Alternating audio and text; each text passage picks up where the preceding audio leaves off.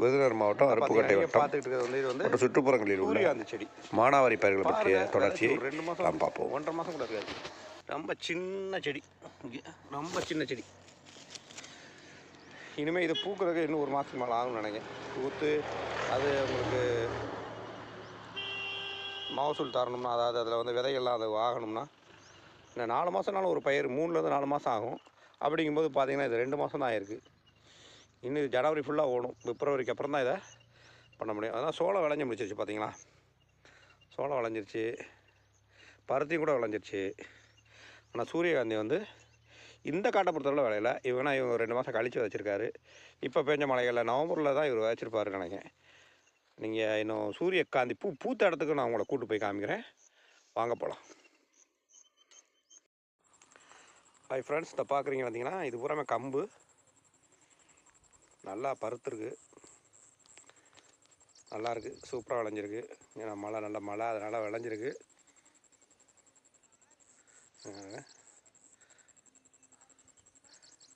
ஒரு 4 ஏக்கருக்கு போட்டுருப்பார் போல தெரியுது. இது அருப்புக்கோட்டை சுற்றுவட்டார பகுதியில் உள்ள மானாவாரி பயிரை தொடர்ச்சியாக பார்த்துக்கிட்டு இருக்கோம்.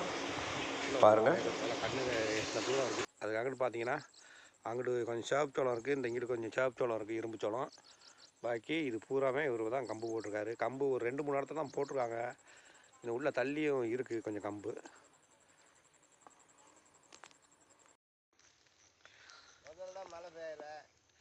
பெய்யும்போது மழை பெய்யாது.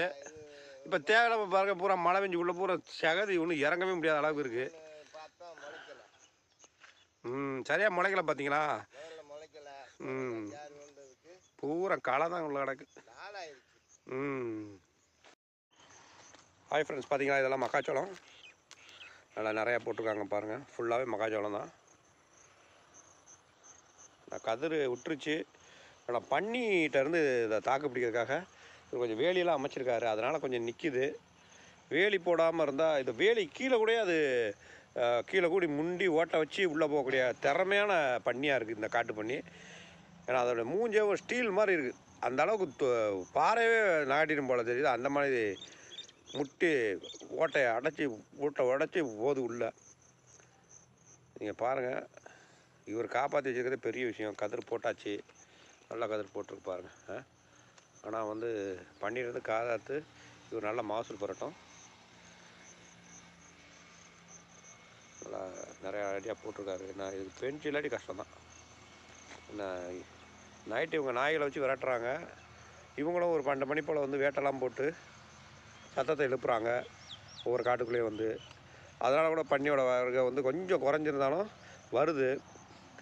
நாய்களை வச்சு பிடிச்சி அதை இழுக்க முடியாம தான் நாயவே இது அடித்துக்குறமாக இருக்குது. சிங்கிளாக வந்து விரட்டுறதுக்கு பண்ணியை யாரும் வந்தாங்களோ அவங்கள கடித்து சேதப்படுத்திடுது. ஒரு கூட்டமாக இதாக வந்து வந்தால் தான் அந்த பண்ணியை மிரட்டக்கூடிய சூழல் இருக்குது. இதிலேருந்து ஜெயிக்கிறதுங்கிற இந்த விவசாயிகளுக்கு எவ்வளோ பெரிய விஷயம். விதைக்கிறது பெரிய விஷயம் இல்லை, டயத்துக்கு மழை பெய்ய மாட்டுக்கு. பருவம் தவறி தான் மழை பெய்யுது. பருவநிலை மாற்றத்தினாலேயும் ஆகிப்போச்சு. இப்போ இங்கே பார்த்தாலும் விதைச்ச காத்திருக்காங்க, மகசூலுக்காக காத்திருக்காங்க. இந்நேரம் மழை பெய்யுது. இந்நேரம் இடத்துல பார்த்திங்கன்னா தண்ணி தேங்கி கிடக்கு உள்ள. அதெல்லாம் எடுக்கலை. இந்த டயத்தில் இந்த டிசம்பர் 24ஆம் தேதி வந்து தண்ணி தேங்கி கிடக்கிற விஷயம். டிசம்பரில் மழை தேவை கிடையாது எந்த பயிருக்கும். அது வந்து மல்லியெல்லாம் பார்த்திங்கன்னா கருப்பாகிரும். பார்த்திங்கன்னா நிறையா இப்போ சோளம்லாம் பார்த்திங்கன்னா அந்த மேலே அறுவடை செய்கிறதுக்கு முன்னாடி அதிலேயே கூட முளைச்சிடும். அந்த லெவலில் ஆகி போகும். ஆனால் வந்து இப்போ மழை பெய்கிறது வந்து தேவையில்லாத ஒன்று தான். ஆனாலும் மழையை நம்ம நிறுத்த முடியாது, வரத்தான் செய்யும். ஆனால் முடிஞ்சளவு இந்த விவசாயிகள் பாதுகாக்கப்பட்டாலே போதுமானது என்னை பொறுத்தவரையில். நமக்கான உணவுப் பொருளை வந்து நமக்கு இவங்க தயார் பண்ணுறாங்க, தர்றாங்க. அப்படிங்கும்போது இவங்களுடைய வாழ்க்கை வந்து நல்லா இருக்கணுங்கிறது தான் என்னுடைய ஆசை. ஹாய் ஃப்ரெண்ட்ஸ், பார்க்குறீங்களா சூரியகாந்தி தோட்டம்.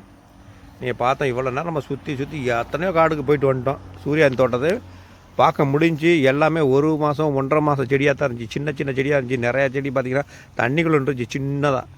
இப்போ 2 நாளைக்கு முன்னாடி மழைக்கு. ஏன்னா அதெல்லாம் நான் எடுக்கலை. ஏன்னா இந்த டிசம்பர் மாதத்தில் இப்போ தண்ணிக்குள்ளே இம்புட்டு செடியாக இருக்கிறத போய் எடுத்து எதுக்கு வருத்தப்பட வைக்கணும்னு தான் நான் எடுக்கலை. உண்மைக்கே சொல்ல போனால் அந்த விவசாயியெல்லாம் ரொம்ப பாவம். அவங்களுக்கெல்லாம் எப்படி தான் நம்ம உதவி செய்ய போகிறோம்னு தெரியல. கவர்மெண்ட் என்ன செய்ய போகுதுன்னு தெரியல. இருந்தாலும் இப்போ நல்லா இருக்க ஒரு சூரியகாந்தி தோட்டத்தை காமிக்கிறதுக்காக தான் பார்த்திங்கன்னா சுற்றி அடித்து பார்த்திங்கன்னா எப்படியும் ஒரு 7-8 கிலோமீட்டருக்கு ஒரு தோட்டம் தான் கிடைக்குதே தவிர நிறையா ஒன்றும் தோட்டங்கள்லாம் கிடையாது. இந்த அளவுக்கு பூ பூத்த தோட்டங்கள் பார்த்திங்கன்னா. ஏன்னா இந்த விஷயம் ஒரு அழகான செடியோட இதை வந்து உங்களுக்கு காமிக்கணுங்கிறதுக்காக தான் நான் இந்த வீடியோ வந்து எடுத்துக்கிட்டு இருக்கேன். பார்த்திங்கன்னா ரொம்ப நல்லா ஒவ்வொரு செடியும் பார்த்திங்கன்னா ஏன் உயரத்துக்கு வளர்ந்துருச்சு, ஏன் உயரத்துக்கு மேலே இருக்குது இந்த செடி. நான் கீழே இருந்து எடுக்கிறேன் பாருங்கள், உங்களுக்கு நான் காமிக்கிறேன். பார்த்திங்களா ஏன் உயரத்துக்கு மேலே இருக்குது. எல்லாம் பெரிய பெரிய செடியாக வளர்ந்துருக்கு, ஃபுல்லாகவே செமையாக வளர்ந்துருக்கு. சூப்பரான தோட்டம். பார்த்திங்கன்னா கீழே பூராமே தகுதியாக தான் இருக்குது. இருந்தாலும் நம்முடைய நண்பர்கள் எல்லாம் கண்டு கழிக்கணும். பார்த்திங்களா நான் எவ்வளோ கஷ்டப்பட்டு வந்திருக்கேன். எல்லாராலையும் போய் பார்க்க முடியுமா? முடியாது. ஆனால் நம்ம காமிக்க முடியுமா? காமிக்க முடியும். பாருங்கள் தலை சாஞ்சிருக்கு பாருங்கள் எவ்வளோ பெருசு. இதை பாருங்கள் கிளி பூராத்தையுமே கொத்தி தின்றுருக்கு. இதில் இவ்வளோ பெரிய பூ, என் கையை பாருங்கள், என் கையை விட பெரிய பூ. இந்த பூவில் இந்த நல்லா முளைச்சிருக்கு. இந்த முளைச்சது பூராவே கிளி சாப்பிட்டுக்கிட்டு இருக்கு. சரி பறவை நம்ம ஒன்றும் சொல்ல முடியாது, அதுகளுக்கு பாவம் கிடைக்கிறத சாப்பிடத்தான் செய்யும். அது சாப்பிட்டது போக மிச்சம் நமக்கு கிடைச்சா கூட போதும். ஆனால் அந்த பன்னி இந்த இது மாதிரி வேறு விலங்குகள் வந்து ரொம்பவே சாப்பிடுது, அது ரொம்ப அழிக்குது. இது வந்து ஒரு செடியில் இவ்வளோ தானே சாப்பிட்ருக்கு, இவ்வளோ சாப்பிட்ருக்கு, ரைட்டு இதை பார்க்குறோம், பிரச்சனை கிடையாது. ஒரு விவசாயிக்கு பெரிய நஷ்டம் சொல்ல முடியாது. அதே வேளையில் இந்த செடியவே அப்படி ஒரு சைடு இருந்தே பூராத்தையும் சாய்ச்சி போட்டு சாப்பிட்டுட்டு போய் இந்த பன்னி பண்ணுற அட்டூழியங்கள் ரொம்ப வேதனை அளிக்குது. ஏன்னா விவசாயத்தை ஒருத்தர்கிட்ட இப்போ தான் நான் பேசினேன். அவர் சொல்கிறாரு, பாவம் நான் காட்டுக்குள்ளே வந்தப்போ அவர் காட்டுக்கு வெளியே பாவம் காவை காத்துக்கிட்டு இருந்தார். அவர்கிட்ட கேட்டப்போ, இந்த காடு இல்லை வேற ஒரு காடு, அவர்கிட்ட கேட்டப்போ சொல்கிறார், சார் பன்னி அட்டகாசம் தான் தாங்க முடியல, என்ன செஞ்சாலுமே அதை எங்களால் எதுவும் இல்லை, இப்போ கடந்த 2-3 வருஷமாக தான் அதோடைய பெருக்கம் அதிகமாகிடுச்சு அப்படிங்கிறாரு. அதுவும் அதை தடுக்க முடியலைங்கிறார், அதோடைய அட்டுழியத்தை தடுக்க முடியலை. நான் பன்னி ஒரு வருஷத்துக்கு 10-12 குட்டி போடும் சார், அது ஒவ்வொரு வருஷமும் பெருகிட்டே வருது அப்படிங்கிறார். ஆனால் மானை பற்றி நான் அவர்கிட்ட கேட்டப்போ, மான் என்ன சார் முனியை மட்டும் லைட்டாக கடிக்கு சார், அது கூட அதிகமாக வந்து எங்களுக்கு வந்து எந்த விதமான சேதத்தையும் ஏற்படுத்தலை பெருசாக. ஆனால் இந்த பன்னியோட சேதம் தான் எனக்கு முட்டு காயாக இருக்குது, அதாவது இன்னும் வந்து விரியாமல் இருக்குது. பன்னி மட்டும் தான் பெரிய சேதத்தை விளைவிக்குது அப்படின்னு அவர் சொல்கிறாரு. ஓகே ஓகே, நம்ம அடுத்த காட்டுக்கு போய் வேறு நல்ல ஒரு வீடியோ உங்களுக்கு கண்ணுக்கு விருந்தளிக்கிற மாதிரி ஒரு வீடியோவை நம்ம தருவோம். பாய்.